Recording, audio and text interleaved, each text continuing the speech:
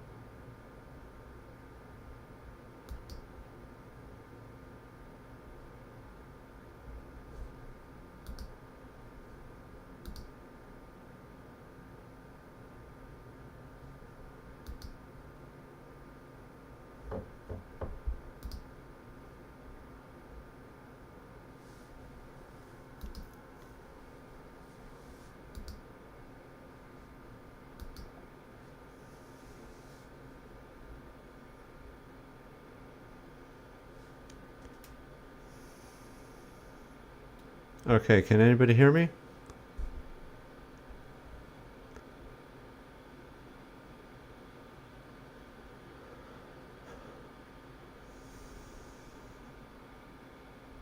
Alright, so let me know in the chat if everything sounds okay.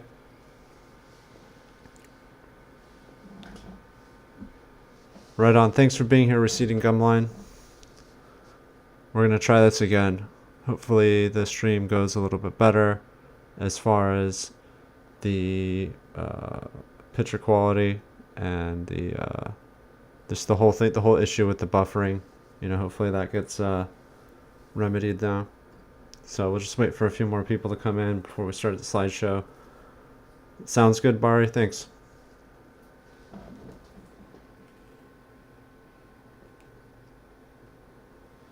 Yeah, I apologize for the rocky start on the first one.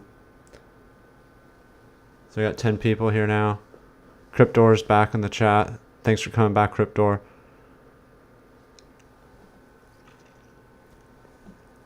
Griffin says Crossroads. Yeah, definitely Crossroads here at the cemetery. Griffin says Happy International Women's Day.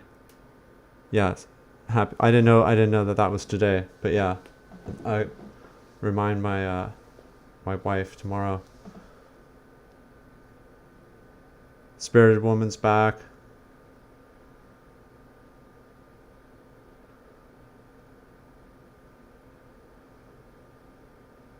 $11 people.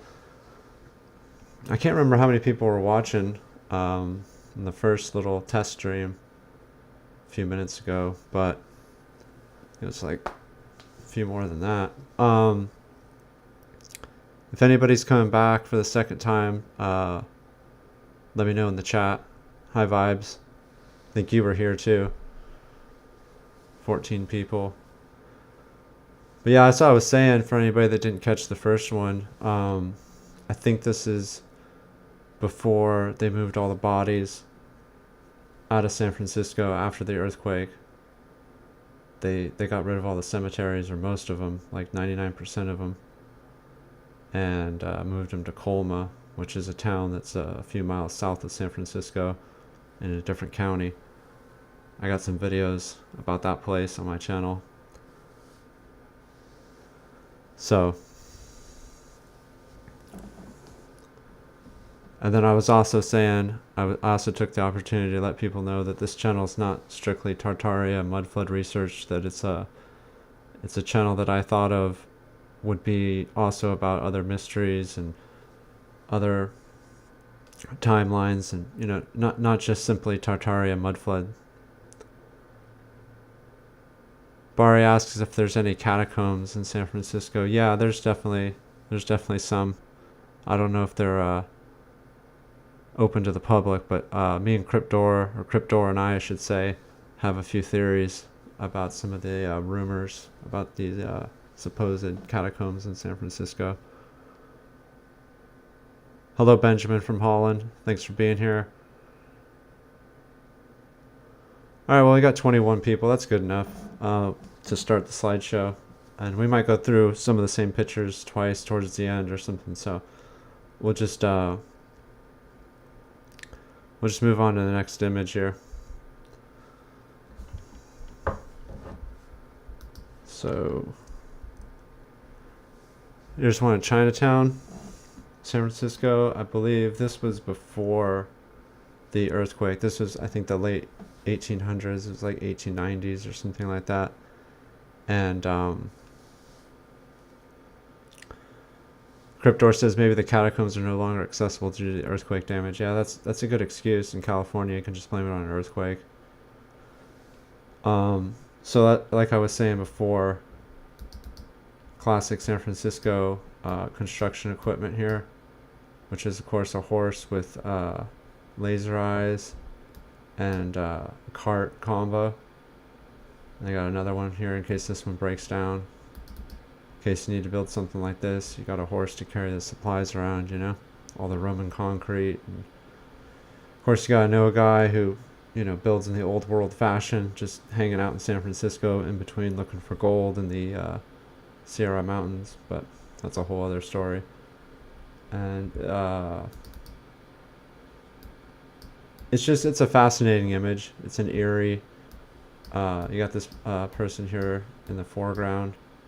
You know, I just love old images, and I love the chemistry and just the whole science behind photography. I used to be a photographer. I guess I still kind of am, but I used to be a professional photographer. But that's a whole other story. Yeah, and it's a nice image. You know, from an artistic perspective, it's a very interesting image. So we'll just go on to the next one. So I was talking about this one, I think, when the stream broke up, or when it started to get shitty. Pardon my French. And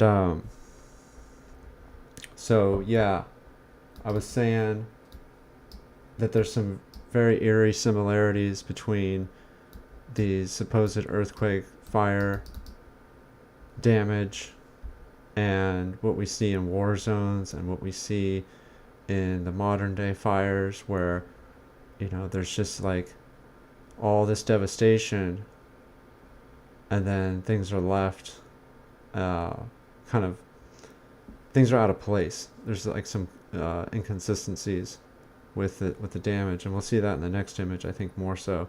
And I was also explaining to the audience that this isn't the ocean out here with these ships. This is actually this is actually the San Francisco Bay. This is what we refer to as the Barbary Coast, in case anybody wants to research. But yeah, and then the other thing that I was explaining was how a lot of these buildings, they were destroyed in the earthquake and the subsequent fire, and then there was no further records of them. In other words, after they were destroyed in the devastation, they just kind of simply disappeared forever, in the sense that when people would go through these photos and say, well, what was this building or what was that building, there was no really record of them with the city or the state, so they just kind of disappeared. And so all we have now is the photos before the earthquake and before they demolished some of the buildings that were damaged. But the strange thing is that they demolished buildings that weren't affected by the fire, because there's pictures of them and they weren't affected by the fire. They weren't affected that hard by the earthquake. So, and there's some really strange ones. I think we'll see them later in this presentation. So that's that. And then in the next image, yeah, this image exemplifies what I'm talking about. And I'll just go straight to the point here real quick. This palm here, this palm tree, and then whatever this kind of tree is here, and a telephone pole, aren't burnt at all. And we saw that with the fires in Santa Rosa and Southern California, Northern California, Colorado, just all over the United States, wherever there's a wildfire on the West Coast, is you see the vegetation spared. You see the vegetation spared, and then you see stone being destroyed. You know, and then look here, I mean, it completely took out the staircase here. So I don't know if that was a wooden staircase, but if it was a wooden staircase, it'd probably be even more destroyed. It doesn't really look like wood. And they see the basement here. You know. And it's just, how does a fire... Like, I'm not an expert or anything, but I've heard even from experts who are kind of baffled sometimes with these fires, these structure fires. And then the other interesting thing about this picture is that I'm echoing. Hold on a second.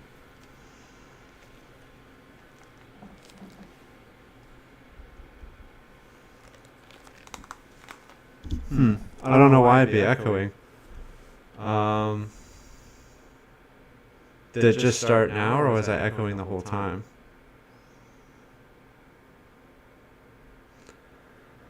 Well, I'll determine how bad it is, whether or not we'll upload it. But everybody's here and they can understand me, so, you know, I'll just keep going. But yeah, if it doesn't make it to the re-upload, it just started, huh? Well, that's why I'm doing this. Like I said, I want to try to work out all the technical kinks before I go. Just started. Yeah, just started. What the hell? I wouldn't really know exactly what's causing the echo. I'm sorry. As long as can you understand me? Or is it too distorted? Is it too psychedelic to even understand? It's manageable, Steve B says.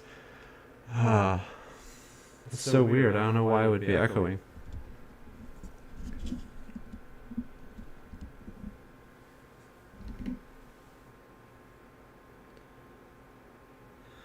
Well, like I said, if it's manageable, then I guess I'll just keep going.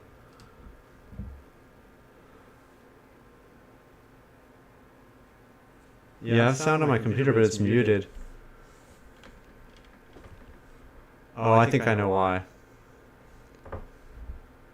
It's kind of cool, actually, Lori says. Yeah, I don't know what it sounds like because I have my headphones on and my mic, so I'm not monitoring. Make sure YouTube's on mute. Yeah, I don't think... I mean, I can try, but I don't think that's going to help. Oh, I've had two windows open. Yeah, did that work? Did that help at all? I don't know. I muted YouTube. I mean, I'm not going to let it bother me. I got like 57 people watching, so I don't want to like slow up the slideshow too much. Yeah, well, I'm just going to roll with it then. Evergreen says it's extra spooky echo. I can't get away from the spookiness. You know, it's like it just follows me around. So, alright, well, let's just try to deal with it. It's good. Alright, well, if Douglas Duvall says it's good, then it's good. It's not a big deal. Alright, well, yeah, let's just go on, and then maybe we'll try to fix it on the fly. So this one here, this is funny because this is supposed to be like an explanation. This is supposed to be like an explanation of how they got all the supplies and all the wood and everything to build San Francisco. These kind of like rickety old ships. You know, so that's kind of funny. And there's really not much to it. I just kind of included it for context because the other thing you got to remember is we're going through the pictures of some of my first videos on YouTube where I just had the music and no commentary. So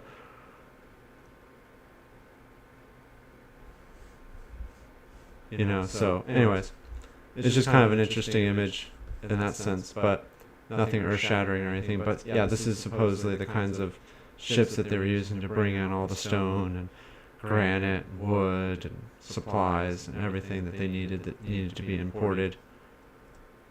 Yeah, wooden ships carrying tons of stone. I mean, they might have used a train at some point, but the problem with that is the trains weren't, like, the railroads weren't established when some of these buildings were supposed to be built. So, because I know some people would say that they used trains, but I mean, it was still a tremendous load for trains back then as well. So moving on. Here we have another good example of San Francisco architecture in the 1800s. And we see here just the classic kind of design of, I guess what we refer to as Tartarian architecture. Of course, you got the horse here, you know, and the signs on the building, on the storefronts here, and I really like these kind of terraces here with the wrought iron and stuff like that. You don't see that too often nowadays. It's kind of unsafe, I guess, but still really beautiful. And I think this was before the earthquake. I think this was, like I said, the 1800s, so it would have been before the earthquake. And another nice thing about this image is we have a couple people standing here. You don't see that a lot in these old photographs because of the exposure time it would take and all that stuff. But these people must have been standing relatively still, or it must have been really bright out that day for them not to be blurry. I see some more people standing here. And that's the other thing about these kinds of images. It's like a snapshot, and it's like a peek into what life was like back then from a vernacular perspective. In other words, not from a, necessarily journalistic, documentary, but more just like a slice of life kind of thing. So it's always interesting.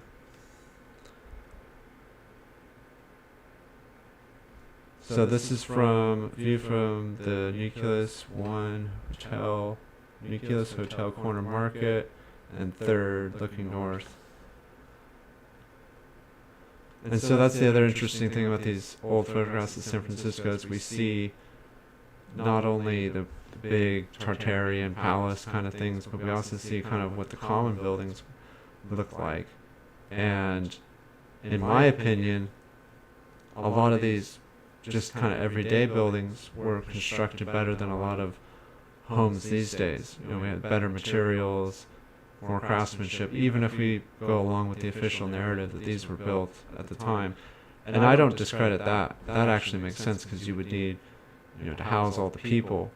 I think what people in the Tartaria research community are, what they postulate is that these kinds of buildings, like maybe this one and some of the other key buildings, were older.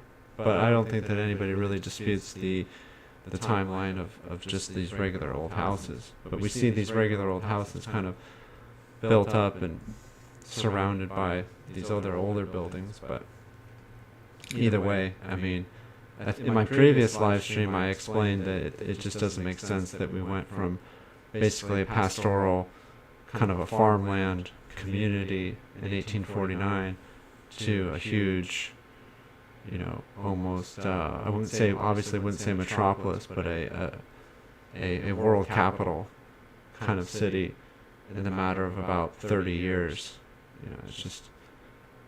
It's really ridiculous.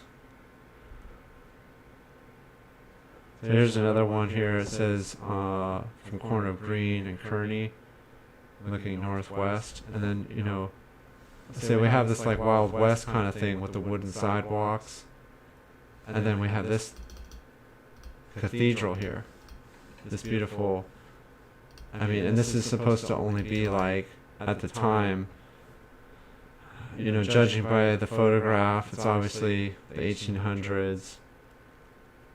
San Francisco was supposedly established in 1849, and it's in that sense, the post-Spanish occupation, when they started supposedly building things. So this cathedral here would only be, or supposedly would only be about maybe 20 years old, 20, 30 years. I mean, how long it would take to build it. So you got to minus a few years for that. So basically what they're trying to tell us in this picture is that this cathedral, in all its, splendor, is only like 20 something years old. And it just, maybe, I don't know.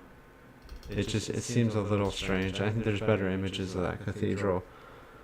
But and this is a good example of the dichotomy or the juxtaposition, that we see something like this, and then we see wooden sidewalks and these really small, but then here's this, and then of course you got the mud streets and all that stuff. So Eyes to See says it looks like a cheap movie set. Yeah, basically.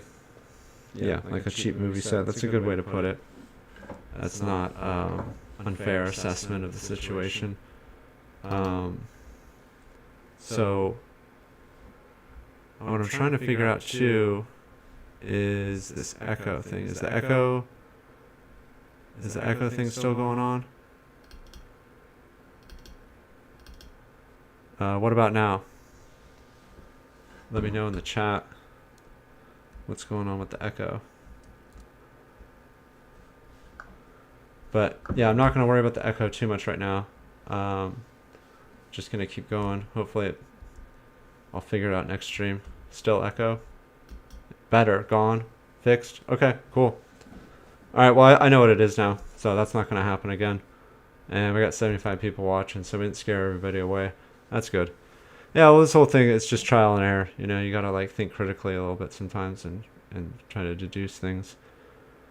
Alright, so no echo. So next picture. This is the Ladies Protection Relief Society building. Well, hell, that's a coincidence, isn't it, since it's International Women's Day. So that's a weird synchronicity, I guess. Here we got the Ladies Protection Relief Society building. Franklin Street from the west, San Francisco. So this is... Now, I don't think that this is still here. I've never heard. This doesn't really ring a bell or anything. Now, if I'm mistaken, let me know in the chat or in the comments if you're watching this after the live stream. But I'm pretty sure, like 99% sure that this building isn't around anymore. And then look how it dwarfs this building. Look how this is supposed to be like a 2-story house. I would imagine this is supposed to be a 2-story home here. And then look at the difference. Now I know this is further away and everything, but still, just in the picture you see, it's pretty funny. How much bigger this is than this. So, and we'll look at this a little bit more.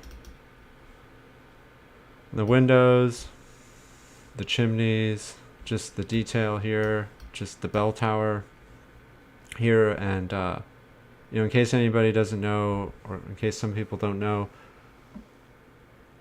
there's a theory, there's a common kind of belief that these bells were to resonate, healing properties and all kinds of things like that. And they took out the bells, and that's a whole other kind of side theory. And I've been meaning to do a video about that, about how a lot of bells got destroyed all over the world around this time. So that's a whole other thing though. But yeah, we see, and then the other thing that's interesting too is we see how they built these really nice buildings around basically just almost nothing at all. And then another thing that I've always brought up with this whole construction theory and this timeline deception and all that kind of stuff is the calories that it would take, the food, that it would take to feed people, to keep them healthy and strong enough to build these kinds of buildings, especially as fast as they say that these things got built. So there's that whole thing. But, it's just one mystery after the other. Alright, so this is Green Street West from Kearney. And, this one, like I said, they're not all like Tartarian type things, but it's just kind of a way to study the city. And you see how they gridded it out and everything, and you got your lampposts. And, they're nice. And these are all gone, obviously, because of the earthquake and the fire and all that stuff. But they were there at one point. And what's interesting here, if you are into the whole Mudflood thing, is you could see how these would have been down a little bit more than... It's strange, like it's almost like this sidewalk would be like a death trap. Because the way that I'm looking at it, it seems like it just kind of runs in here. And then this is like already, like how would you get in here? Because it kind of seems like this building is sunk down already. Baby Fox says, "Where's the trees?" Yeah, that's another good. Well, there's a little one there, but yeah, there's not a lot of vegetation. Well, they probably, ripped a lot of it out for building materials. At least that would probably be the official story. So I would probably say that they, just go along with that theory. But yeah, back to this thing here. It's kind of strange, huh? I mean, I guess maybe this could be like a gate or something, but then, I don't know. Everything's a mystery back then, I just want to thank everybody for being here. Got 95 people here now. That's great. So we'll go to the next image. And we have Bush from Montgomery to Sansom. And the same thing here is the horse. This is how people got around the town. Everything, horse shit everywhere. Pardon my French. See some ghost images from the exposure time, and that's the other thing, because I've heard people talk about people trying to debunk things, and they say, why was the city so empty? And in certain photographs, people say that it has to do with the exposure time. Well, when you have a long exposure and you have large groups of people, this is what you see. This is actually a really good example of what you see. Is you see this ghosting effect. Now, in those other pictures, there is no ghosting because there was no people. Here, there was people. I can't argue with that. I see a guy there, I see a guy there. This is normal. But when you have a long exposure photograph, this is what you see. You see this ghosting. You see this misting of where people were, but they were moving so fast that they turned into a blur. That's what you're supposed to see. Because in certain images, you don't see that. You just see literally an empty city. So there's that. And also those like horses that are nice and sharp because they don't move as much. So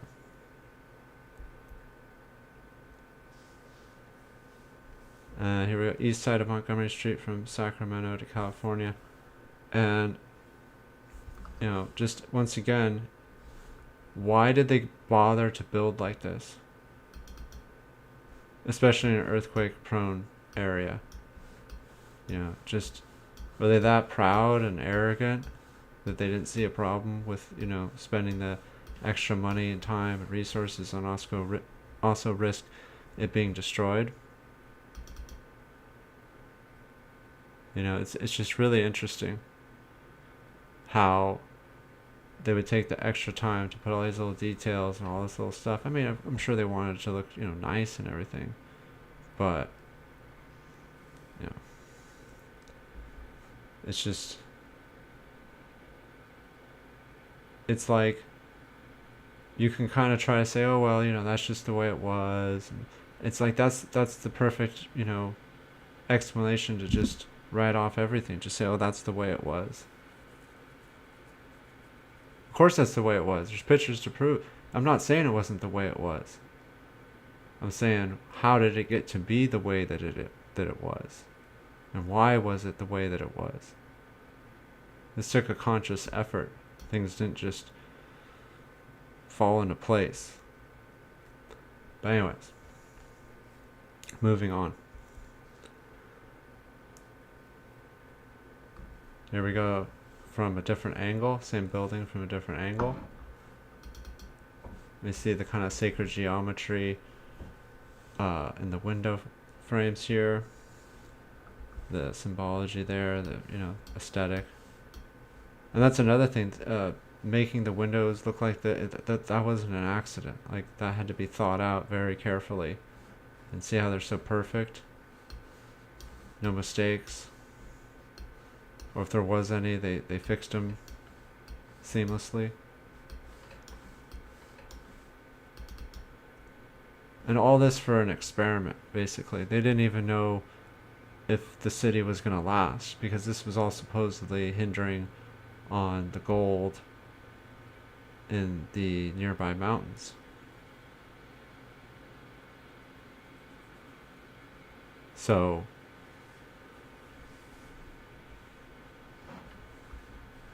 Capalicious 420 said something, I guess, in the chat, and then it was redacted, so I don't know what it said. If anybody, well, I guess if you tell me what he said, then it would just get redacted as well. But I hope it was nothing too stupid. Maybe it was something cool. All right. So yeah, like I was saying, why all this effort for an experiment? Oh, you mistyped. All right, cool. I don't know what you said, but that happens. It's just really interesting. Would have been a nice time to be alive and see how this all worked out. And I'm not sure if it's a trick of the film, or if this is like a giant antenna, or if it's just something on the negative, something on the film. Probably just something on the film, right? Who knows? Alright, next picture. So this is them moving a house, which, that still happens sometimes these days. They move houses around. And, so yeah, it's a house being moved. I mean, not too out of the ordinary, I suppose, but it takes a lot of effort. It doesn't really show how it was being moved either, like with horses or carts or something. I don't know. They jacked it up and drug it maybe the whole way. I mean, how far did they move it? Who knows? How many horses did it take to move that one? Dr. Bass Ackwards asks that. Good question there. Probably still moving it now, if they used horses. Crystal Collins says, looks like a giant movie set to me. Yeah, movie sets, smoke and mirrors. There's Mission Dolores, supposedly. I mean, I know where this is. This is still technically there. It looks different these days, but if anybody's from San Francisco or has been to San Francisco, they would know this building, or at least they would recognize the name. I don't know if they'd recognize the building. It looks a lot different now. There's a lot of other stuff surrounding it and stuff, but yeah, this is a pretty important building in San Francisco history. It's kind of the landmark of the neighborhood, of the Mission neighborhood. That's why it's called the Mission neighborhood, because there's a lot of missions. There's the bells still intact. 3 different bells here, 3 different tones. And that's important to create harmony, and chords, and so forth. And that's what I was saying, that the bells were more important in the past because, music couldn't just be listened to on demand or anything, so people had to get their healing frequencies from bells. And since bells are so large and made out of metal, the sound that they produce resonates further than, stringed instruments or percussion. So if you have the right tone, if you have the bell tuned to the right tone and you ring it out, it's nice. They don't do it anymore.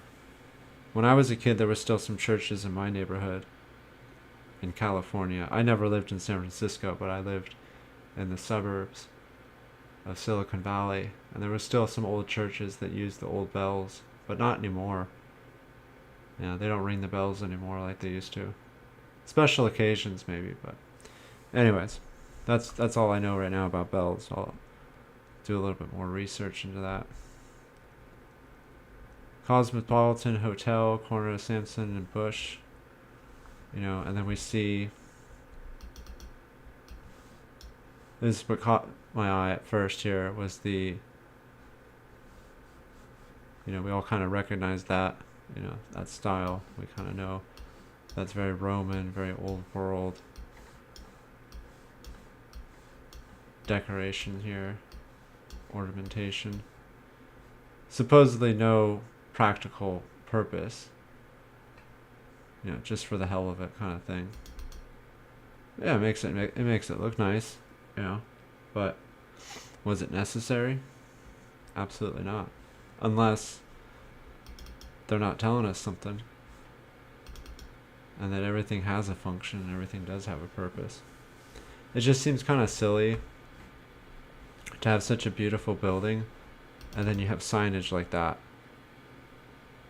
John Kehoe, whatever he did. And then they look really weathered. They have a very distinct old world kind of patina to them.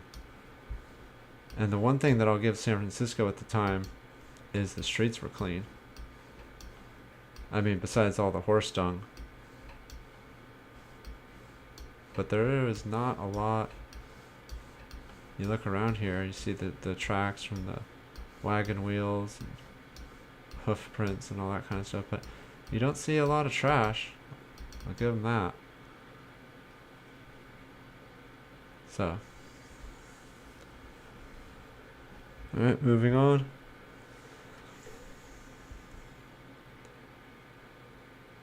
Here we have the Protestant Orphan Asylum on Laguna Street. I doubt that that's still there in any form. And we have this mysterious structure back here. Now, I don't know. I mean, I don't think that they're trying to say that that's this. Well, I guess it does look like one. I guess that would be, what do you guys think? You guys think that that's the asylum? That that's the orphan asylum back here in the distance?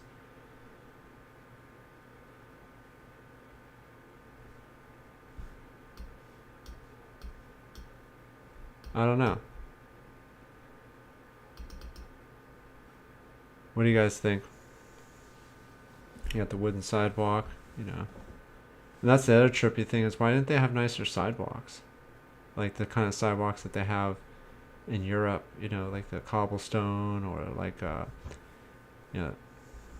But then they got buildings like this, and like the ones that we were looking at earlier, but then they got the old wooden sidewalk. Eyes to See says that the orphan, quote-unquote, asylum is definitely one in the distance he'd reckon. Yeah, I'd reckon as well, too. That's the only one that really fits the bill, right? Maybe I'll look into that when that was mysteriously disappeared.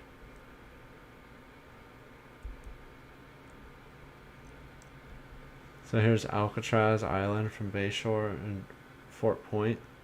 Obviously Alcatraz, very famous prison, former prison.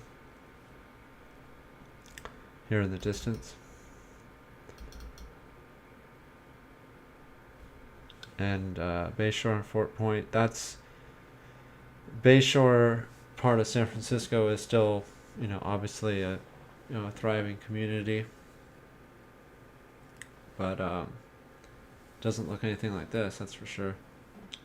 And Alcatraz is just, yeah, it's basically kind of a tourist trap. There's been talks about turning it back into a prison, which I'm actually for, because that would be pretty interesting. It add a little extra flavor to the city, you know. Then it would definitely be San Fentanyl or whatever people are saying in the chat. San Fentanyl Cisco. Yeah, if they brought back Alcatraz, man, that would that'd strike a little fear into the hearts of the criminals, knowing that they'd be sent off to a. I mean, that would be pretty cool, right? You know, definitely make for some interesting news stories. But that's just my 2 cents. Alright, next image.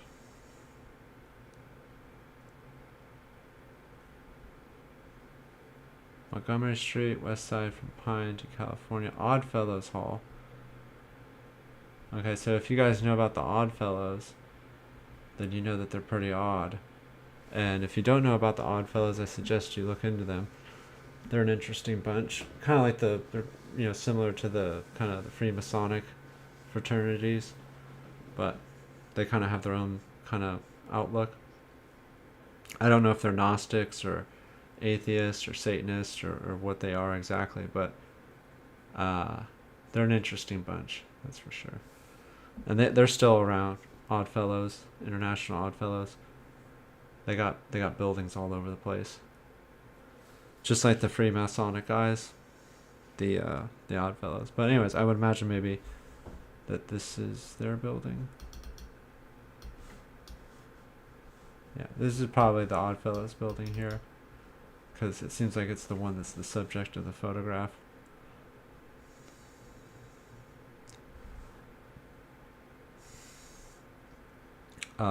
MCM says IOOF. Yeah, that's the Oddfellows abbreviation. International Order of Oddfellows.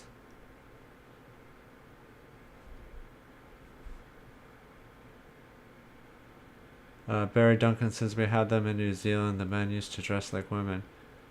Yeah, that sounds about right. Some types of what's that called? You know, like a ritual or a mockery.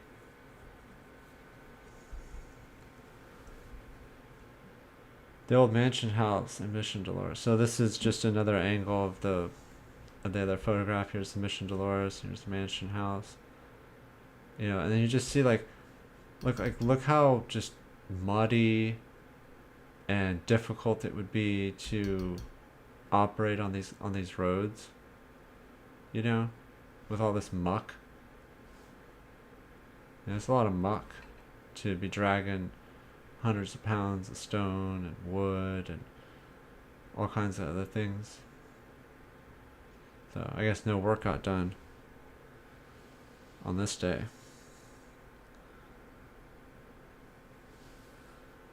And then, you know, just this really kind of cheap, you know, it's just such a stark contrast. You know, we got some roof damage here too, but, you know, it's like two different. I mean, this is obviously more of a Spanish style, and I don't really know what the clear consensus is on the mission buildings and if how they tie into Tartaria or anything like that.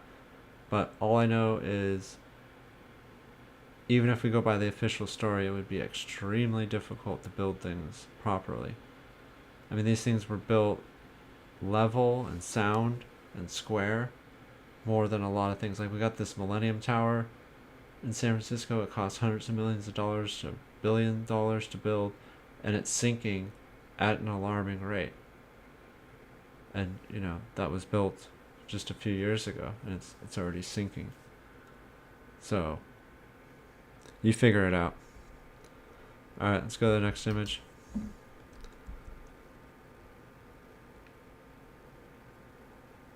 Okay, 2nd Street from Rankin Hill. And, you know, it's just another example of just how ridiculous the story is that they were building stuff just right on the loose dirt or something. It's like, where did it all go? I haven't seen, there's supposedly some construction photos, but they must have been moving a lot of earth or digging up a lot of earth. But how are they transporting that? I don't see big mounds of dirt. I don't see evidence of large excavations to build the basements and so forth. ISC says, what a whack world we live in. Yeah, it's pretty whack sometimes. Some days are whacker than others. And then, so I mean, like, not every image is like super like breathtaking or anything, but it's all like little clues. I think it's all little drops in the bucket. Alright, here's one that's a little bit more interesting. Here's Howard Street, between 2nd and 3rd. So this is still there. This cathedral. I forget the name of it. I don't know if the spires are the same, and I'm not sure about this guy here. But I'm pretty sure that these building, the smaller one here, and then the main cathedral here, these are still there. And they've been like retrofitted, and they weren't completely destroyed in the fire. If anybody knows the name of the cathedral, let me know in the chat, or let the the whole chat room know. But that building is still standing, to my knowledge.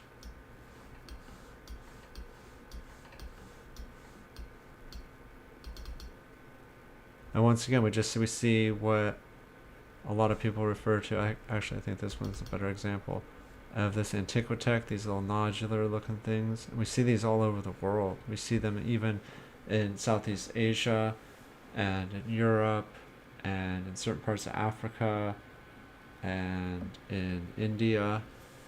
We see these kind of like nodule looking things on the spires. And then this one has them too.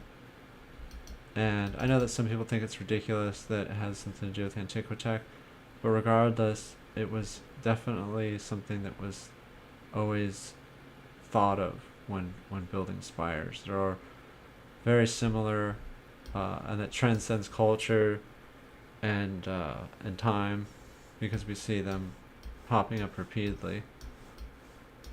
You see some up here at the top.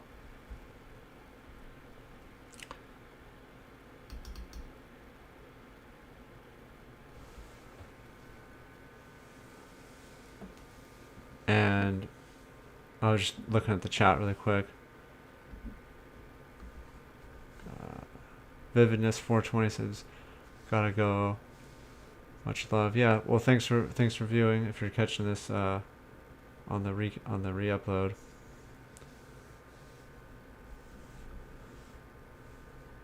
Want to thank everybody for being here once again too. All right, so let's go to the next picture.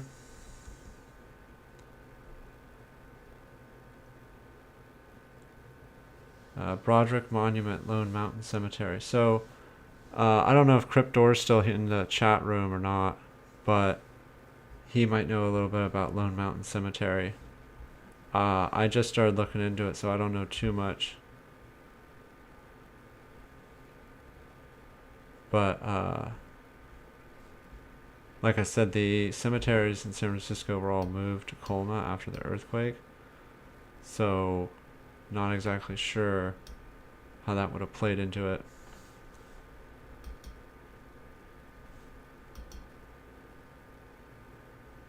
So, I'm not seeing Cryptor here in the chat anymore. So, I was hoping maybe he would have a little bit of information for you guys. I was gonna also say go ahead and check out his channel if you're into old cemeteries and stuff like that.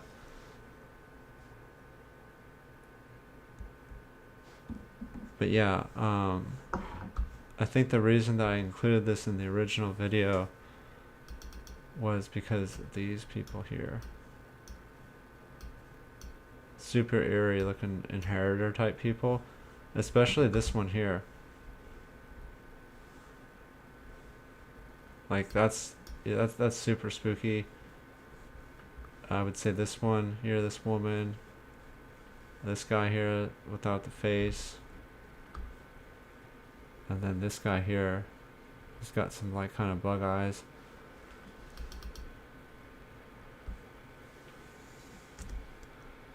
But yeah, you know, strange monument. I'm not sure if it's still there or not. It might be. But Lone Mountain Cemetery is definitely something to look into.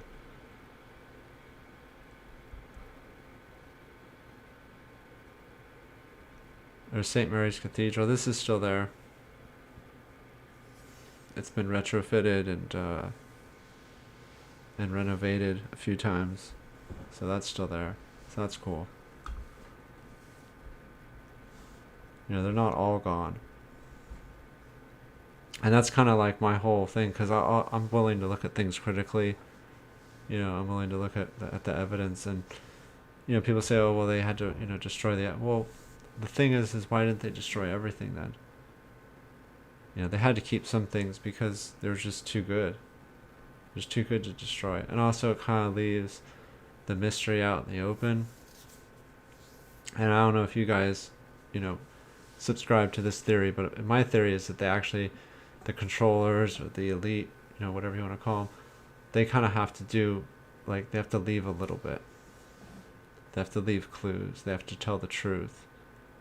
It's kind of like a test to see if anybody's paying attention. Because if they made everything the way that people fear it could be, if they had, then they could have just tore them all down. They didn't have to leave any of them.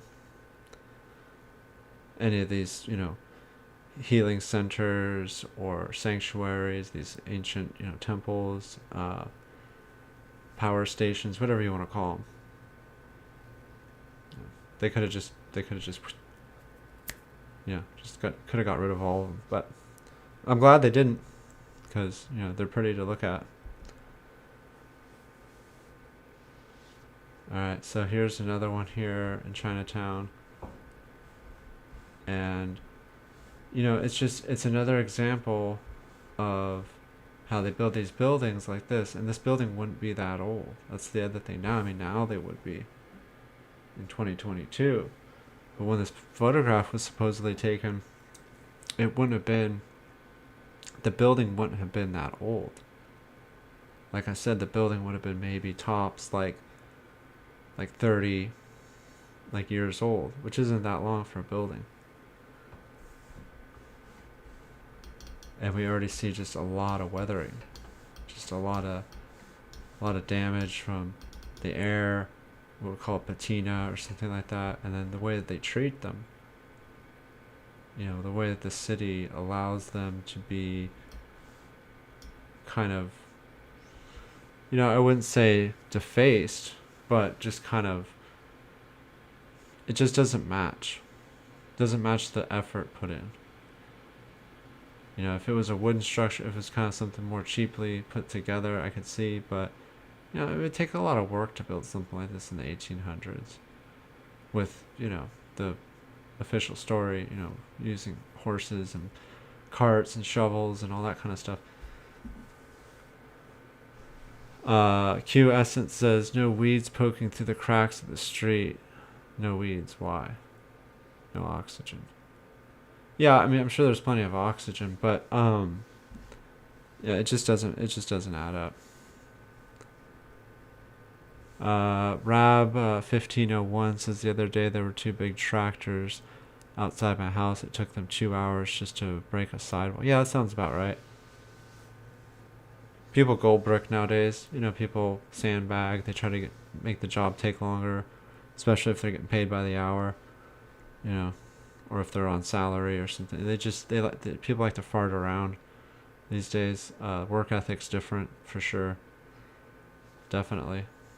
If we had today's workforce trying to build these things with the 1800s technology, you know, official story, you know, just ridiculous. It would take forever. Neurojack says you should check out Quantum of Consciousness. By the way, I'm in the Bay Area. Let's shoot some footage sometime. Neurojack, if you want to get a hold of me, you're going to have to send me a DM on Instagram, because I can't message, obviously, on YouTube. And on Instagram, you can find me at Old Scary World or at Mudflood Memes. So let's go on to the next image. It says North Beach. And if anybody knows about San Francisco, they know North Beach is like it's a pretty uppity neighborhood. A lot of nice restaurants and expensive shops, and it's kind of a tourist kind of area. But the interesting thing is this building here really grabbed my attention for some reason. Not sure why exactly, but it sticks out. It's one of the bigger ones. And then we see how they were starting to build things out here. But this looks like mud. This looks like a lot of mud. And it appears that the mud would have gone, so they were just building on top of what was, and so when we talk about the mud flood, we have to wonder just how thick the mud really was, especially in certain areas, like where certain areas it wasn't like completely level, so it seeped in further. And even by the official story, they built on top of things.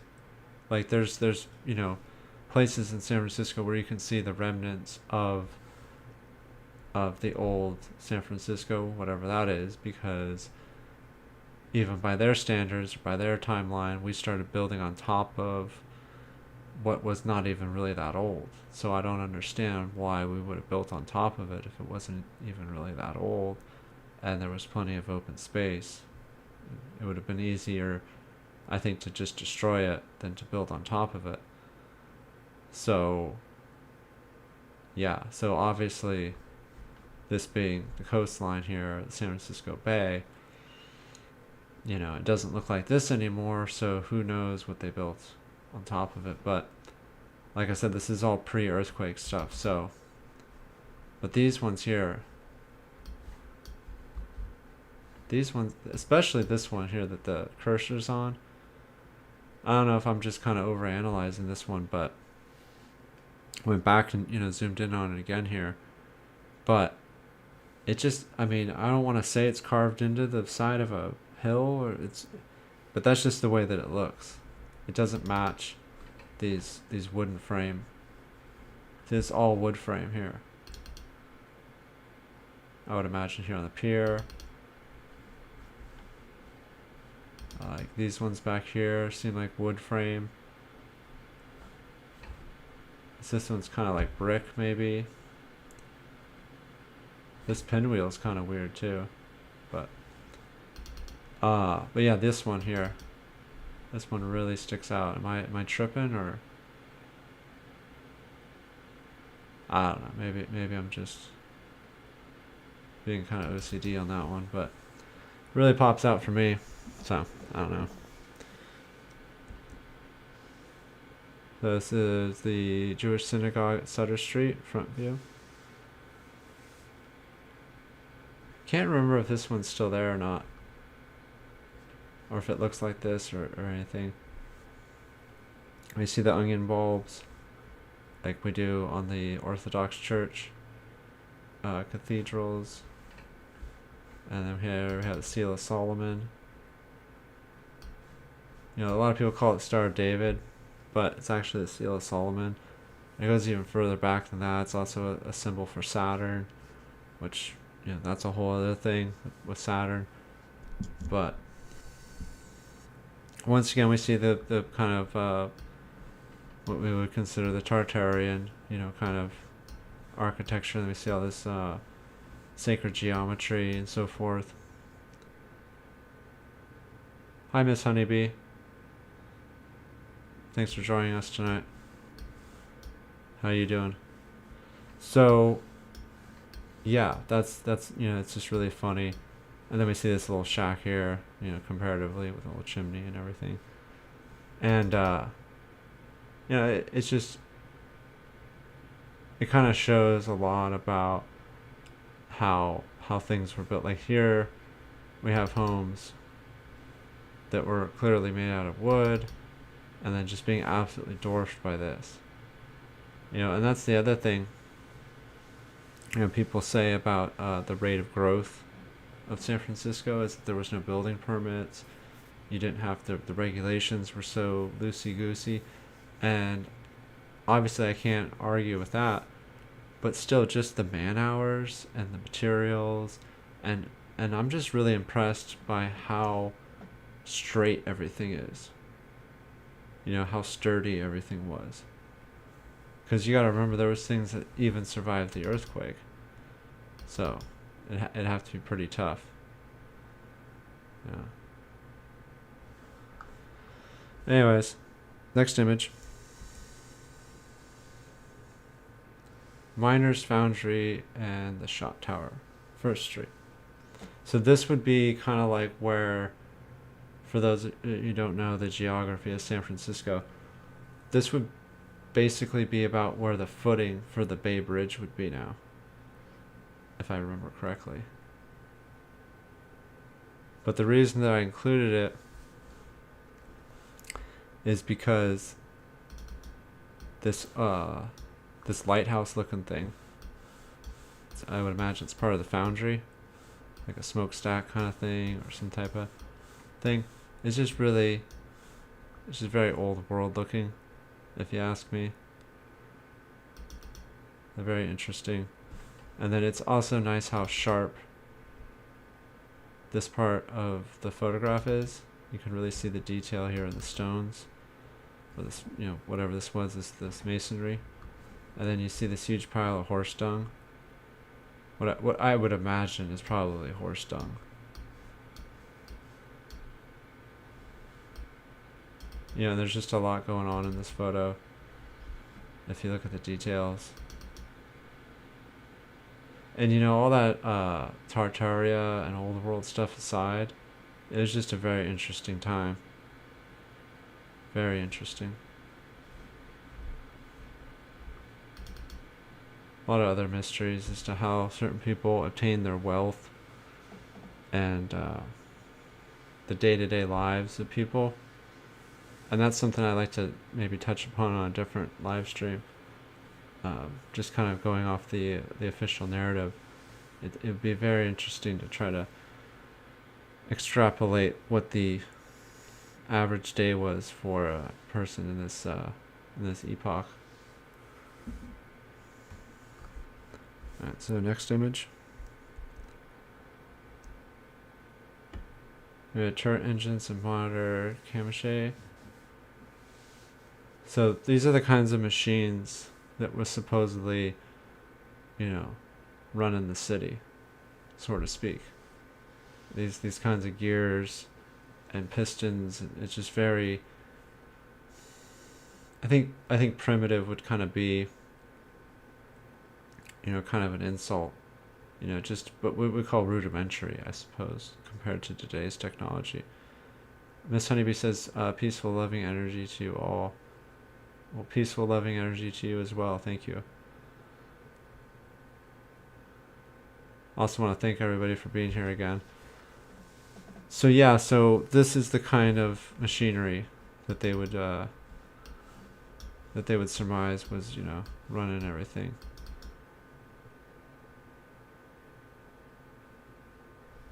And it's like, yeah, it works. I mean, I'm not necessarily disputing that this was functional.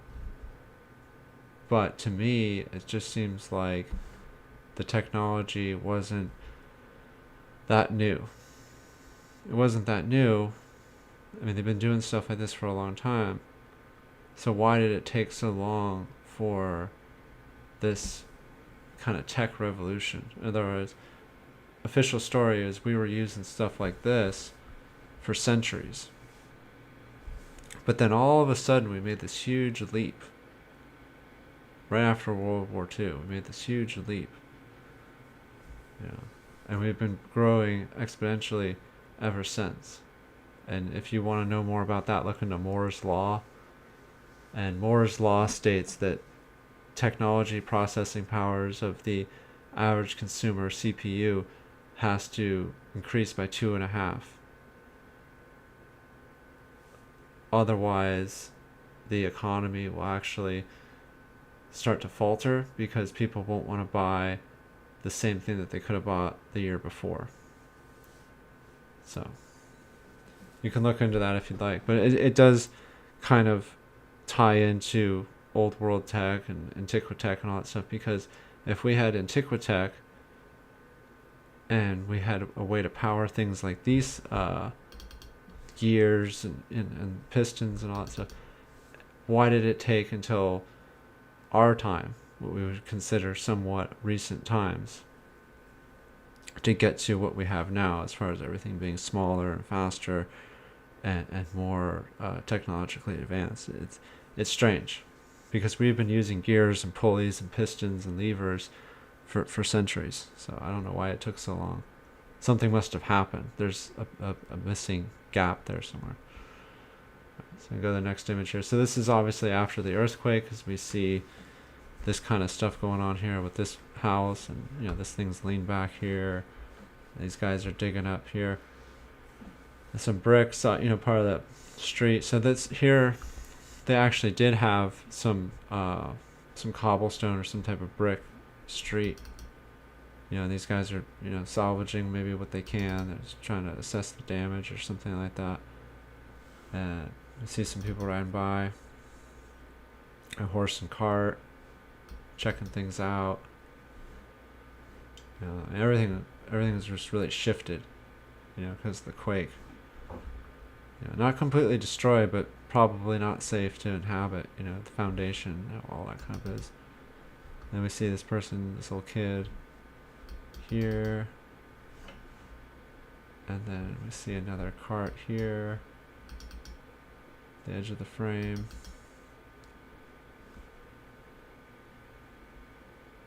And once again, just really interesting stuff.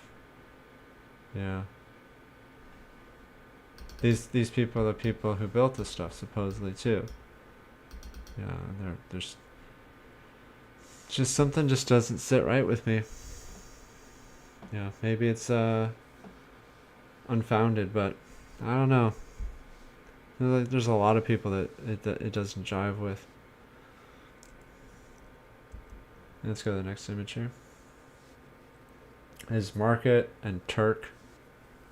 So this would be market here, and then this would be Turk. So kind of like we were at the beginning of the live stream. We see just this complete devastation. And they say that it was more from the fire than the earthquake. That the earthquake didn't actually do that much damage, but that it was actually the fire. And then you think, like, how did the fire do so much damage so fast? And they say, well, it's because there was a lack of fire hydrants.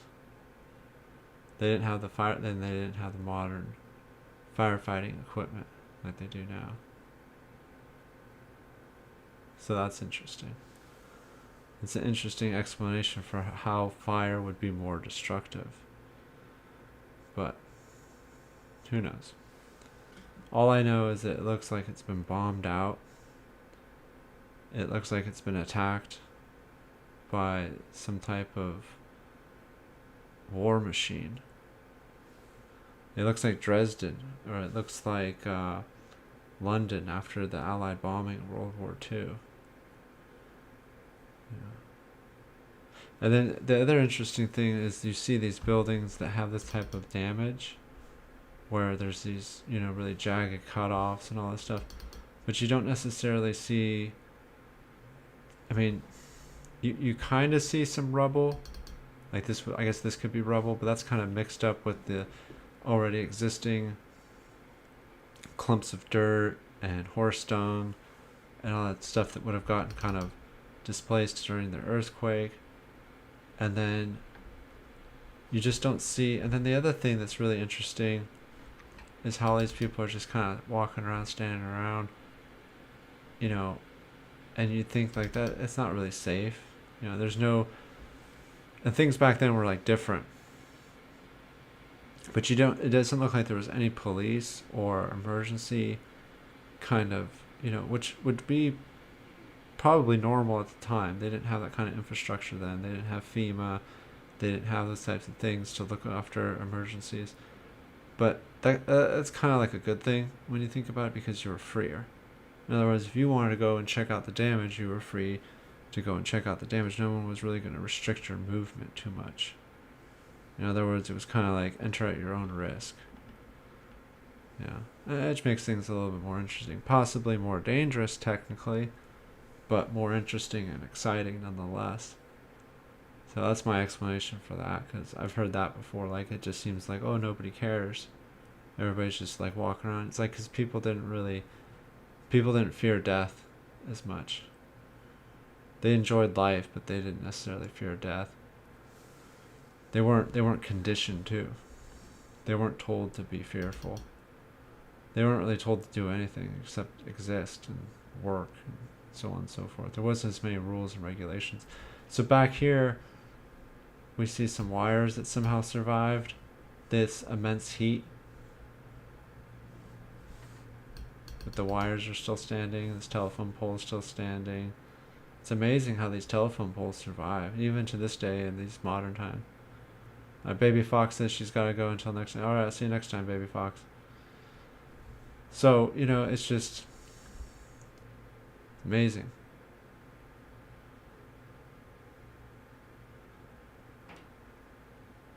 Andrea Martin says Hawaii was last of Tartarian kingdoms. We watched what happened to them. Kalamandea was Russian. I'll have to look into that. I don't really think about Hawaii too much, but you're right. There was a kingdom there. There was a king and a queen, and they had a whole thing going on there. That might be worth looking into. Bad Bunny says it's amazing that somehow concrete burns. Yeah, it is, isn't it? Well, official story on that one is that it gets so hot that it crumbles. Kind of like a charcoal briquette in a barbecue. But it'd take a lot of heat. It'd take a lot of heat, and you got to think about accelerants. Like back in when this was supposedly what had happened in 1906, you would have had to have some type of accelerant. Kerosene. They really used gasoline back then. There was no internal combustion engines, so like cars and stuff, everything was run on oil and kerosene. Kerosene's, it's flammable, but I don't know what the accelerant was for all these fires, other than they say it was wood. But some of these buildings didn't have a lot of wood, and those are the ones that survived better, were the ones that weren't comprised of wood supposedly. But I don't know. And it wasn't just San Francisco, it was Chicago. There was big fires in New Orleans. There was the fires in what was it? What's the other big city? St. Louis. All around the same time too. Rachel S says creepy symbolism. Yeah, definitely. When anything bad happens, there's usually some type of creepy symbolism, and that all across the board. All kinds of different disasters and freak accidents. There's usually some weird symbology or symbolism. Alright, so let's go to the next image. Okay, so here we have a corner of Bush and Market. And it says Mechanics Fountain. That's interesting.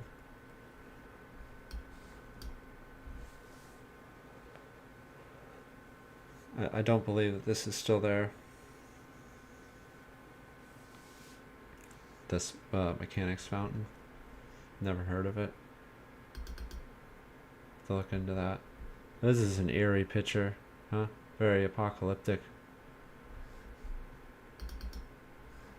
A lot of people walking around here, a lot of ash and smoke and the fires. This must have been when the fires were still going on.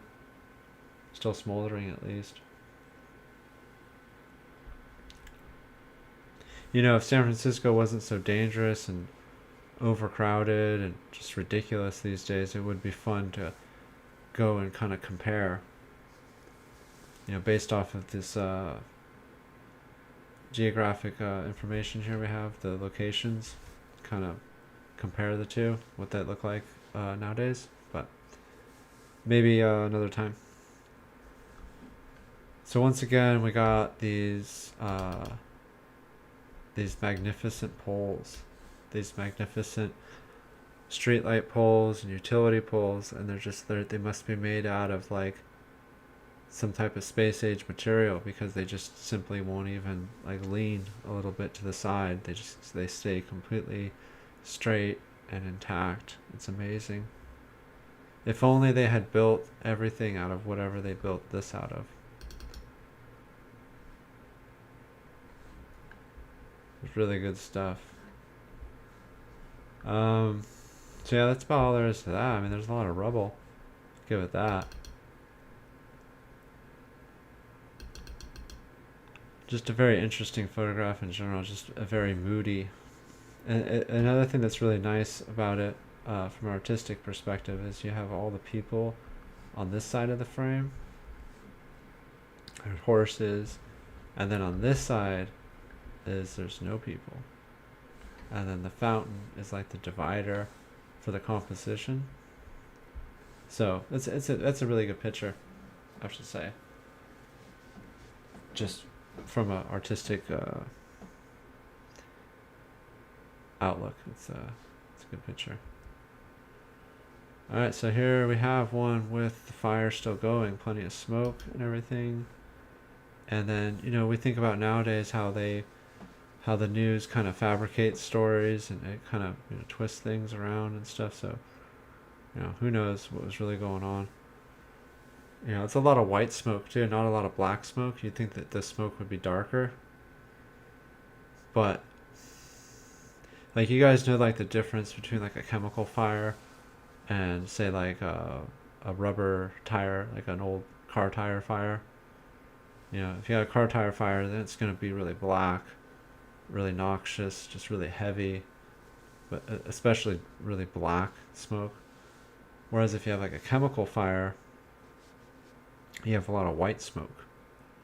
Or if it's like a steam, steam's white, So you'd think if San Francisco in 1906 was on fire and the whole city's burning, and it's made out of like wood, it's been treated with resin, and then they had, well, I guess they didn't have a lot, but they had rubber. They didn't have like a lot of it, but what was burning? What made all this smoke? Was it all wood? Something else? What's really going on, kind of thing?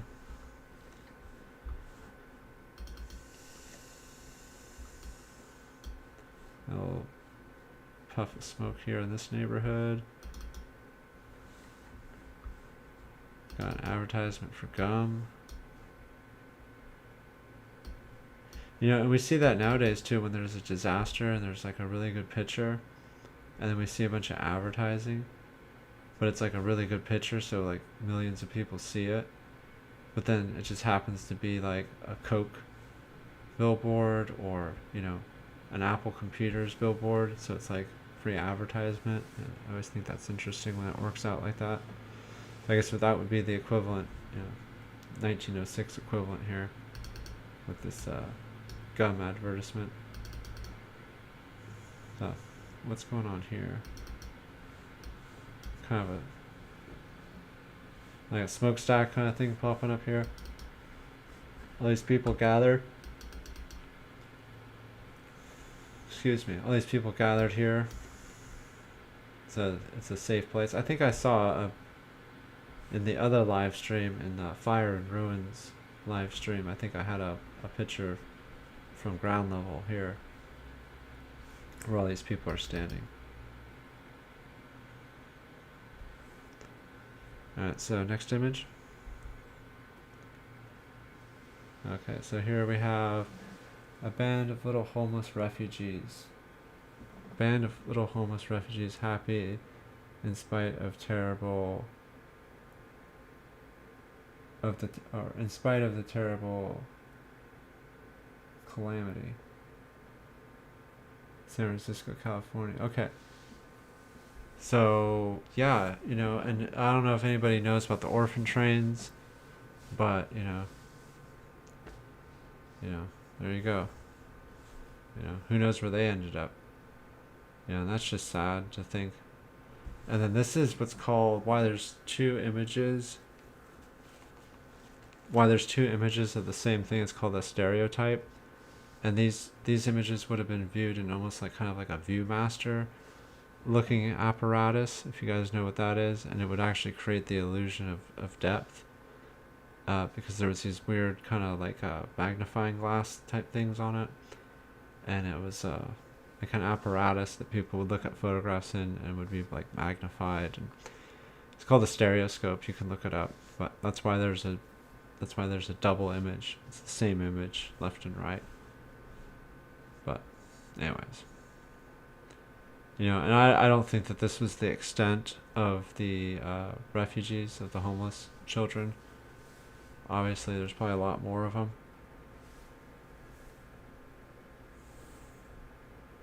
Rab 1501 says these people are living in old tents. Yeah, they look like army tents, right?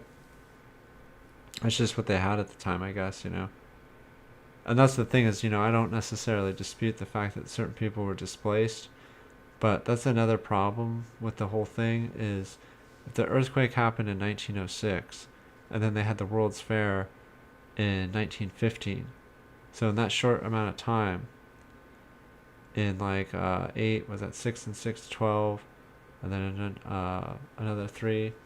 So, in like 9 years, they were able to build all that stuff for the World's Fair and put all the, displaced people, all the homeless people back in homes, rebuild the whole city.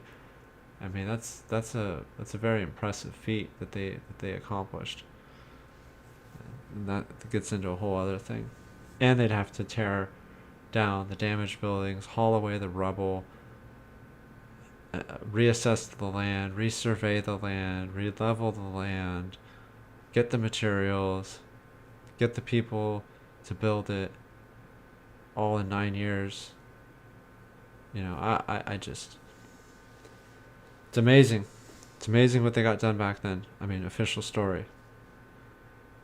I mean, just ridiculous.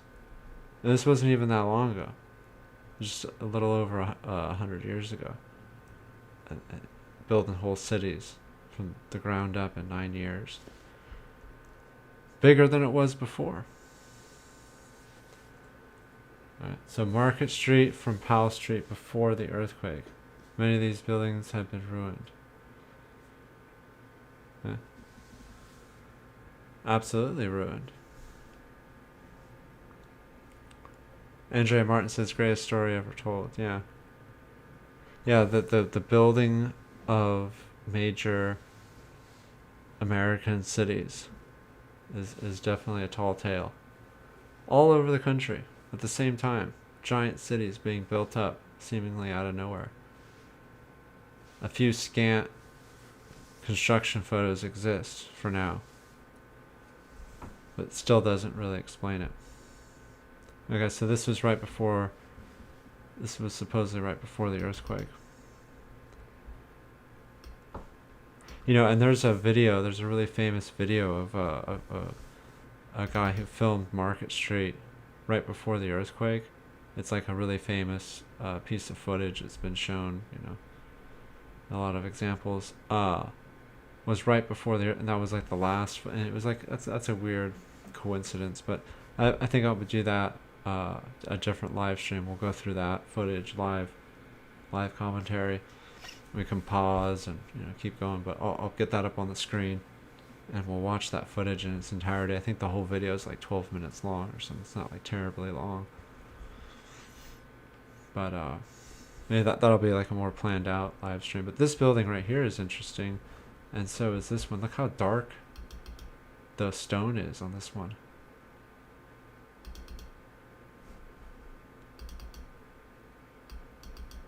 And then this one here, I don't even know what this is.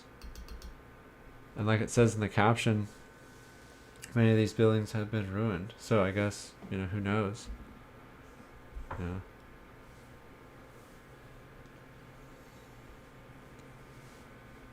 who knows, like, who owned it, who built it. You know, I don't think that they really had like insurance back then so much for the common person. I'm sure the corporations had some type of insurance, but common person, you know. Miss Honeybee says gratitude, Scary. Well, thanks for watching. You're welcome. Try to do these live streams at least once a week once I get everything set up better and work out some of the kinks. Obviously, we remedied that echo issue tonight, so that's good. One less thing to worry about.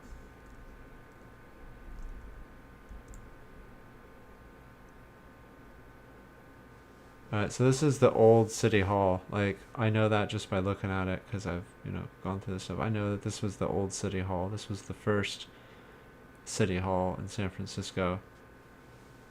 They have a different one now, but similar but different.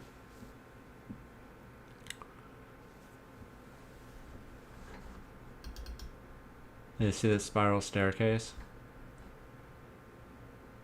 You know, and this is like supposedly proof that these, you know, these things were built like this, but you know, it doesn't mean anything to me.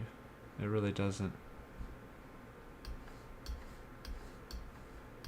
Because the way that they were built is still really interesting.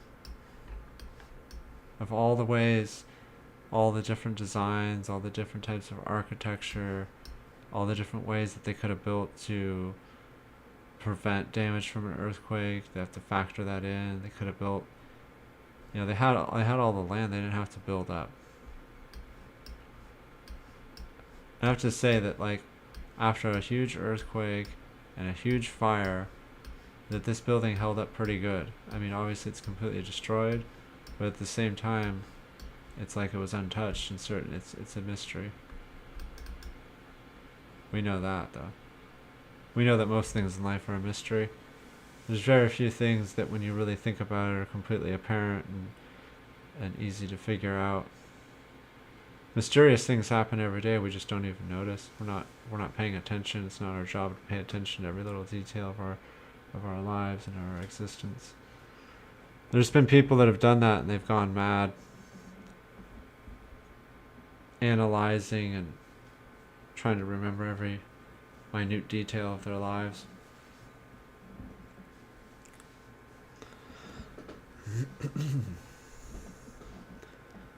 But yes, this is the original San Francisco City Hall.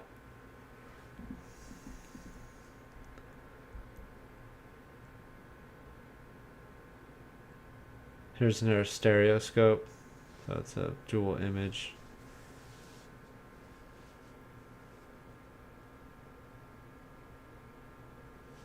And we see this building here, up on the hill. Now, if anybody knows what that one is, that one's always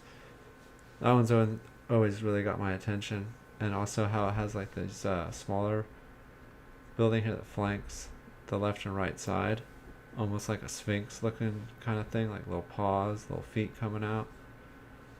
Not saying, you know, but just saying it reminds me of that.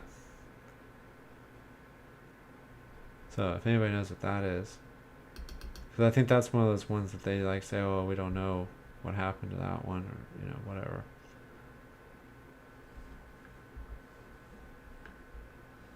Yeah, these are two different images, but it's a diptych. They're meant to be seen together, kind of thing. It's a continuation. Yeah, it looks like it's a continuation. There's two different images that are spliced together to show a panorama. I didn't catch that at first, but that's what it is. It's supposed to be a continuous image.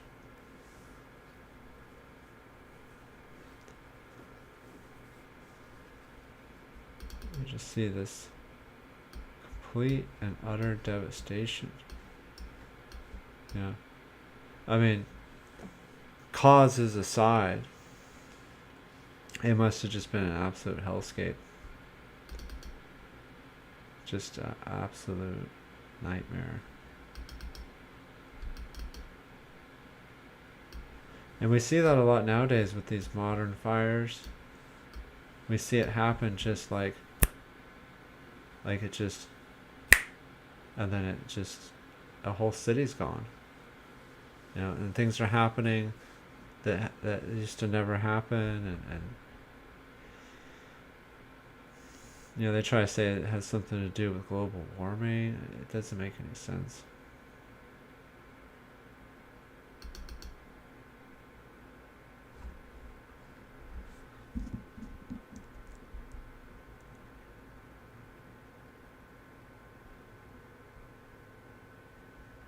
So here we have another image here.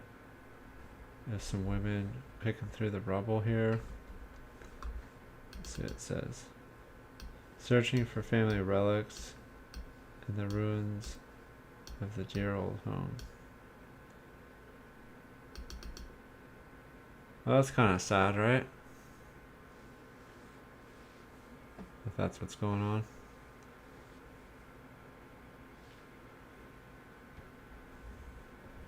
That's kind of sad.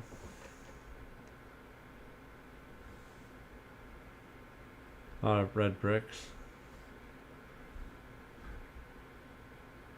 Barry Duncan says, I heard San Francisco was the Tartarian capital. Yeah, that's what I've always heard too. Makes sense too, because it's on the coast of the Pacific Ocean, so. A lot of weird stuff goes on around here still.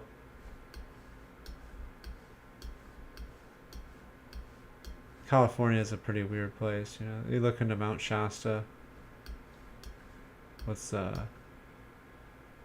happened in Mount Shasta in the past? A lot of red bricks.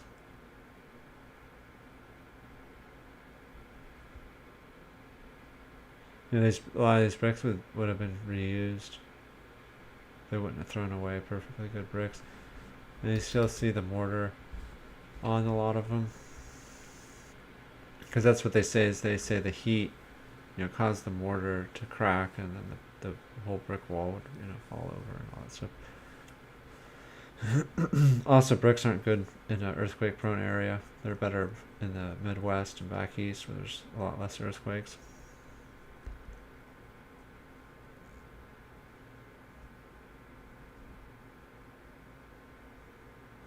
Here's one, ruins from Nob Hill.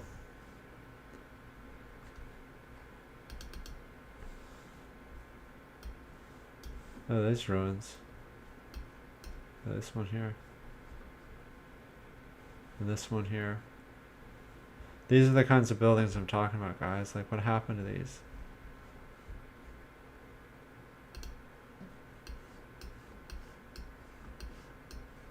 Yeah, the other thing you guys gotta take into consideration is that when they rebuilt San Francisco after 1906, it looked almost completely different than what was there before. Which makes sense. Obviously, they can't rebuild it exactly the same, but it was definitely a reset opportunity for sure. I mean, what better chance are you going to get to do a reset than when a whole city burns down? Especially back then. You know, it's amazing. I could stare at these photos all night. Just trying to piece it together in my imagination. You know, it's amazing.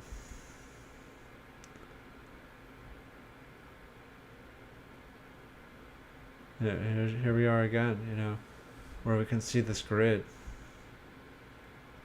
And that's another thing about cities, especially back then,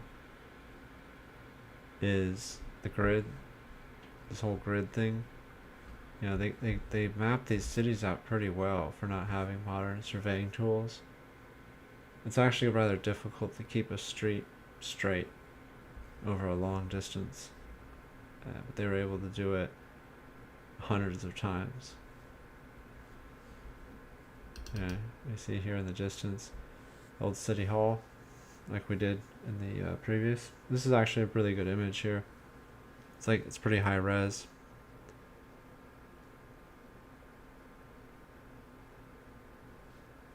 And so what we see here, see a lot of people here, horses and buggies, and then we see this building here. Not sure what this is. It's pretty big. This would be like downtown San Francisco essentially, because if this was City Hall. There's another one there.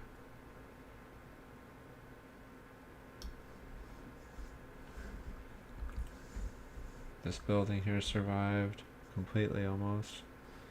And then it's really odd. It's almost like, let me zoom in even more here if I can. Yeah. To like really zoom in on this one, because this just caught my eye, and hopefully you guys can see this on your end. I have to zoom in and drag.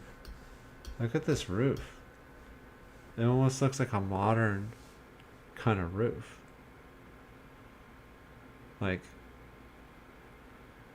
am I tripping, or does it seem like it's like a modern kind of roof? Like, it looks more modern than it should for the time, for 1906. I'm just going to kind of leave that up there for you guys to look at for a second. Yeah, an AC unit, right? SML says it looks like an AC unit. I think, yeah, like an AC unit, or even like modern ducts, like almost like a solar panel looking thing. Yeah, there's probably a water tower, but it's just the layout and all these little doodads. I didn't think that they had like flat roofs with like little doodads on them back in 1906. Like, I never noticed that before in these old pictures.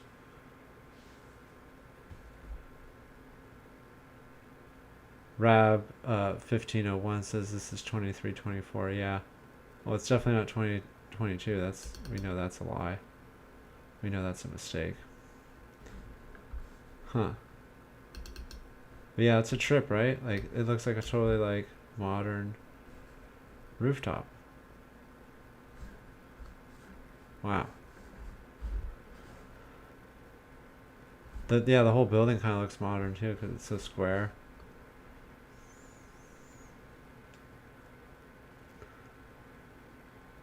Yeah, MCM says there's not a lot of rubble. Yeah, that's the other thing, there's not a lot of rubble, is there?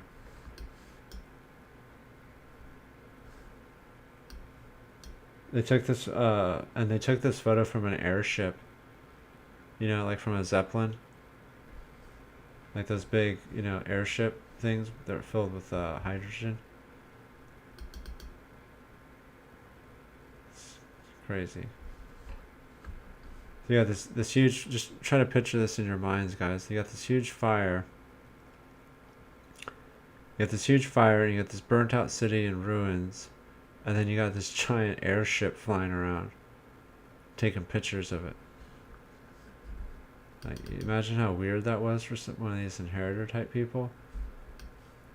They just got here with the kit, with the hat and the suit and stuff, and then the city's on fire, and they got airships flying around taking pictures. Like they had ever seen an airship before, or a burnt out city for that matter. You gotta think there was people that just got here, like the day this happened. It's like, welcome to San Francisco, enjoy your stay. And it's just like this burnt out city with all these weird, ancient ruins that are like gonna get torn down. I mean, really put it into perspective, like that was some people's reality. What are all these buildings? All these buildings got torn down. We're not sure what they were, or who built them, or anything. The San Francisco right before the earthquake, it was like, what was really going on, And then what the hell is this? What the hell is this? I just saw something else weird in this picture. Is that a trolley car?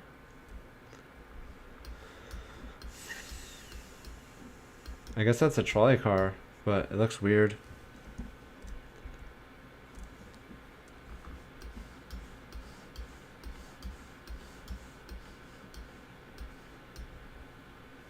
Looks kind of strange how dark it is, but it's like the only thing it could be is a trolley car. It just looks, it's like another one of those things that just looks like completely out of place for the time. But there it is, cruising around. Yeah, I don't know what the hell that thing was doing. Maybe picking up, you know, bodies or something. Yeah, this is a good picture. There's a lot of weird stuff going on here.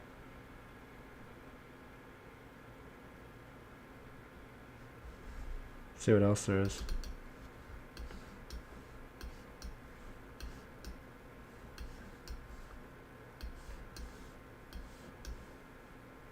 What's this building?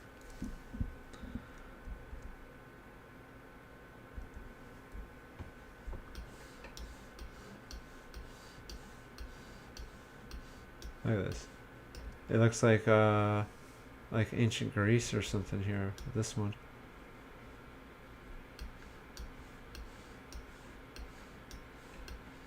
And then this one here. I don't even know what this is. Or what this was. And then once again, what the hell's going on here? With the rooftop.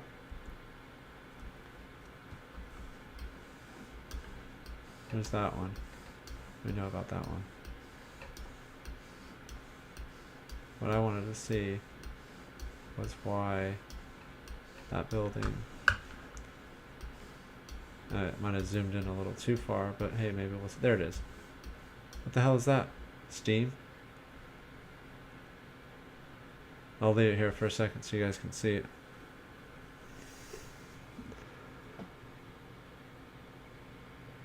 So what's that? That's like steam or something? Just, which I guess would be normal at the time, but still, like, I think with everything going on, they'd turn that off. The building's not even like damaged. Oh, I zoomed out too far. The building's not even that damaged. I don't think it was damaged at all. It doesn't look like it was affected at all by the earthquake or the fire. Even though it's like right across the street from, you know, a giant, you know, so that's kind of weird. Oh, they put the, I take that back kind of. I take that back a little bit because they did put up these buttresses to try to hold the building up. See these giant 2x4 looking things? That's to try to hold up the face of the building. So, but if they did that, then that means that it was worth saving. It wasn't completely destroyed, at least not yet. So, okay. I take that back. They wouldn't have bothered with that if it wasn't damaged. But still, it doesn't look like it was that damaged.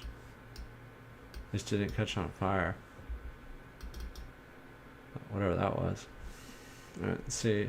We could analyze this thing all night, but let's move on.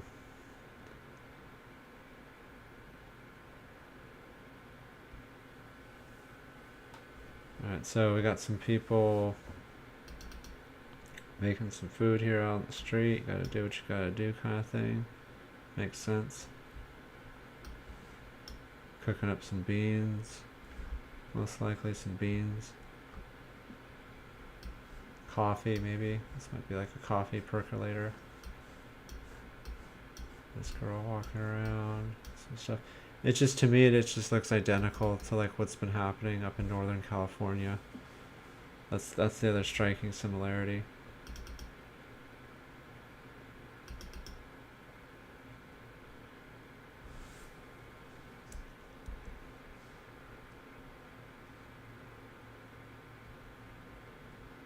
So when the earthquake and the fires and all that stuff were going on, the telegraph, it was like the most important means of communication at the time. And so this was a telegraph switchboard, you know, in Chinatown. It was one of the only ones that was still working at the time. It was a way to communicate. And that's the other thing. That's the other thing about this whole thing is how these utility poles and communication wires survived. Yeah, because they had to get the news out, you know, that it happened. So those had to be spared somehow. But regardless, that's where we're at with that. So it's just another interesting photo at the time because this was like the epitome of of communication technology at the time. Just this little silly thing here. You know, and maybe it's more sophisticated than I think, but you know.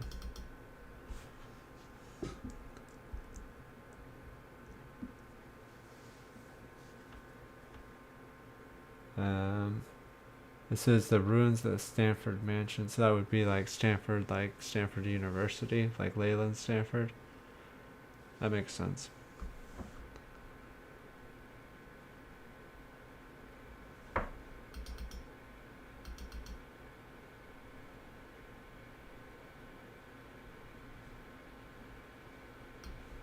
I see the utility poles. Still totally fine. The telegraph wires, still totally fine. Here, fine. This ruins, this completely gone. Completely just obliterated, but you know, the wires totally fine. Classic. Totally classic. You know, and then the other thing too is like their whole city's gone, but they're still dressed to the nines. Like, look at this guy's hair, you know, and then everybody's coats are nice and pressed and steamed and clean, and they got their silly hats, you know, they're wearing their kit. You know, it's so absurd.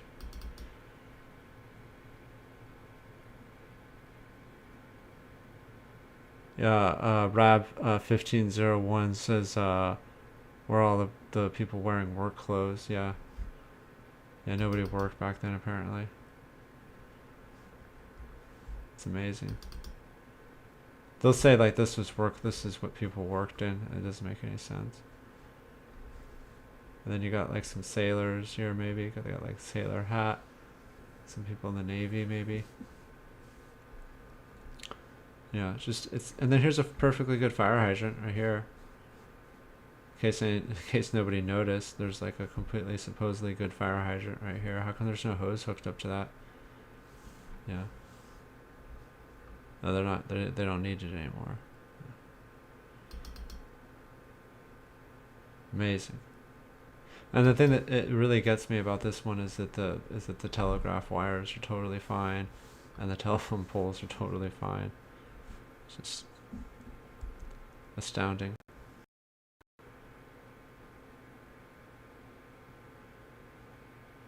There's one before the earthquake, obviously. Again, we're kind of jumping around the timeline here. And this is pretty similar to that one that we looked at earlier, so I'm just going to move along. Plus, it's getting late. 3 a.m. where I am. I didn't think I'd be on this late. And, you know, like I said, I want to try to do these more often, so if you haven't already, please subscribe. Please like and subscribe. I'm going to try to do these at least once a week. And then hopefully if they're good, they'll make it to the re-upload. I'm going to leave this one up for a while, at least. I'll decide whether or not it's going to stay up. I have to watch it tomorrow or something. And, you know, kind of give it a smell test. But it seems like it'll be alright. So here's Hayes Street Powerhouse. And this is another example of like the type of machinery that they were using to run the city, to run the trolley cars, and, you know, give people some type of, you know, primitive, kind of crude form of electricity. We didn't have to be doing, you know, we obviously had higher technology that we just didn't want to use, or this is what we were forced to use.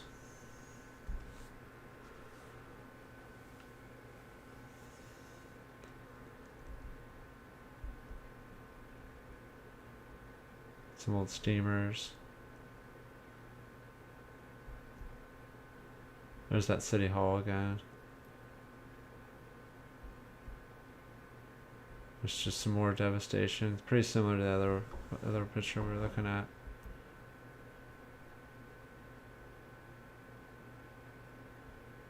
Same with this one. You know, this is California at the Fairmont Hotel. You know, and it's absurd. It's like this guy's just walking around with his cane, smiling, his bowler hat. You know, like, It's like these people were like not afraid at all. And I'm not saying that's a bad thing. It's not like being afraid is a good thing. But these people, like, just they had like just a different world altogether. Okay, here's the utility pole that's been damaged. You know, like wow. It's the first one I've seen. 8773 Kearney Street, Hall at Justice.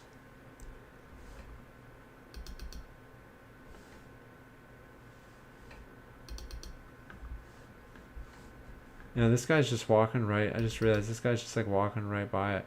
Like, he's not even afraid of it falling down on him or anything. Nothing's roped off, nothing's taped off. And I know that that was pretty standard protocol at the time. Like I said, you know, earlier, there wasn't really a lot of emergency response infrastructure at the time, so that makes, you know. But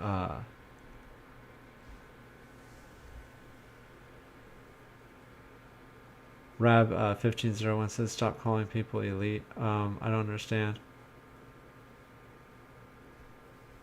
It's a way to classify people. It's pretty valid. I think everybody knows what it means. There might be a better word, better definition, but you know, it is what it is, right?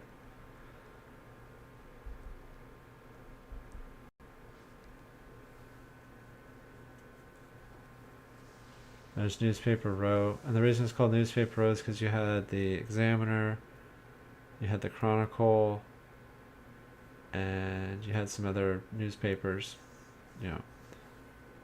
The San Francisco Examiner and the San Francisco Chronicle were the two biggest ones, though. And then you see just, once again, you see that Tartarian antiquitech detail here on the roof. You know, this is a good one. You see some more doodads up here on the roof. Nice big, see here's the Chronicle. Nice big clock tower.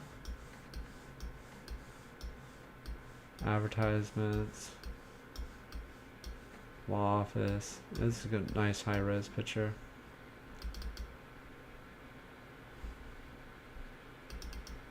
Down the street here. Some more antiquitech antennas here.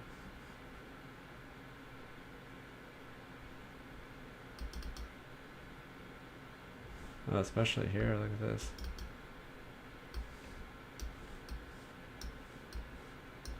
You know, and it's like, why would they do that? Once again, why? What was the point? What was the point of putting that much effort into the details of this dome? Right? All that extra work. These curved windows.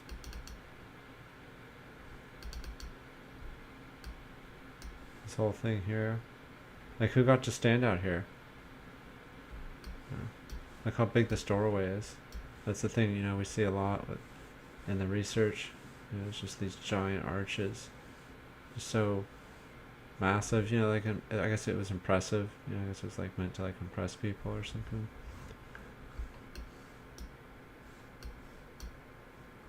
There's some more doodads here. On the roof here. This is kind of what you would expect. The other stuff earlier, that was weird.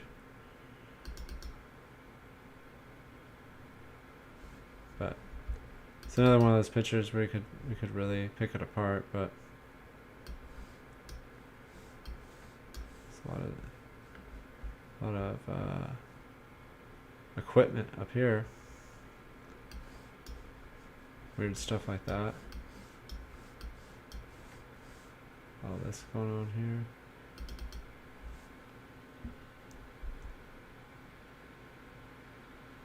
This is the court of the Palace Hotel. Finest on the Pacific Coast, taken shortly before the earthquake. Yeah, I heard about this. Like, this is all gone after the earthquake.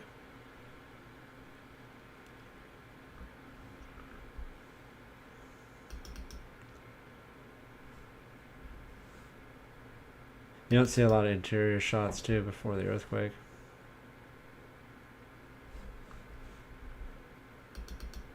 Isn't it always strange, even nowadays, when there's always like all these people, these official people, official photographers, official news crews going around taking pictures and doing videos right before something really bad happens. And I remember like that happened with the old September 11th. You know, there happened to be some people filming. You guys know about that one? You can look into it.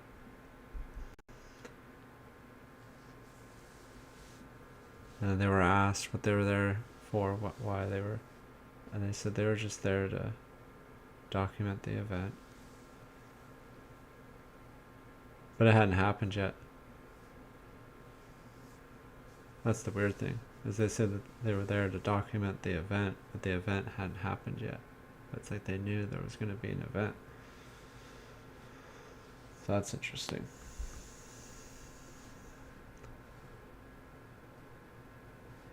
Oh, Rab1501 says, my point was don't call people elite, call them satanic vampires. Elite sounds like a compliment. Okay, yeah, I understand what you mean, but yeah, you're right, but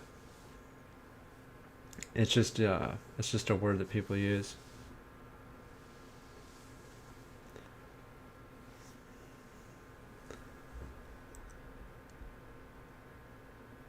I think this is the last image, guys, and it's 3:10 a.m. here on the West Coast. So I'm going to conclude the live stream here, but I want to thank everybody for being here. And like I said, if you haven't already, please like and subscribe. It really helps the channel out a lot, and I really appreciate any support I can get. And like I said, I'm going to try to do another one of these real soon, like once a week, maybe even more than once a week, depending on what's going on and what I find, what kind of pictures I find and stuff. And you know, I started this off with San Francisco because, you know, it's one of my favorite cities to study, but I think next time we'll do a completely different part of the world. So I look forward to seeing everyone in the chat next time. Thanks for watching. Goodbye.